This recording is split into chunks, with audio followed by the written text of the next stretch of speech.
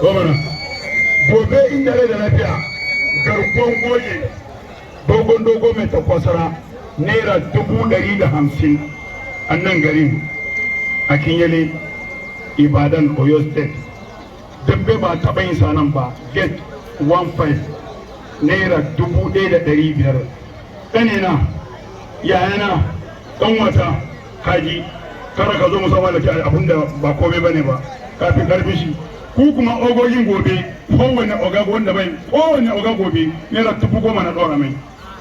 Na ɗora haraji, kowane oga gobe a gidan nan naira 10,000 ne. Kai kuma dama ba mu damu da ramani gaba mene ne an so mana ticket 15 saboda samun biya ga yan dambe. Kana ka je garkuwa ya tuci yan dambe, ba ni na tuce su ba kai ka tuce su saboda ba kawo kuɗi ba. Ko ke ba ki kawo ba ki ce na tuce su saboda an saba wada.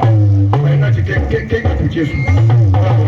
Allah ya kai mu gobe lahiya. Ba jama'a ya hankuri. La ilaha illallah,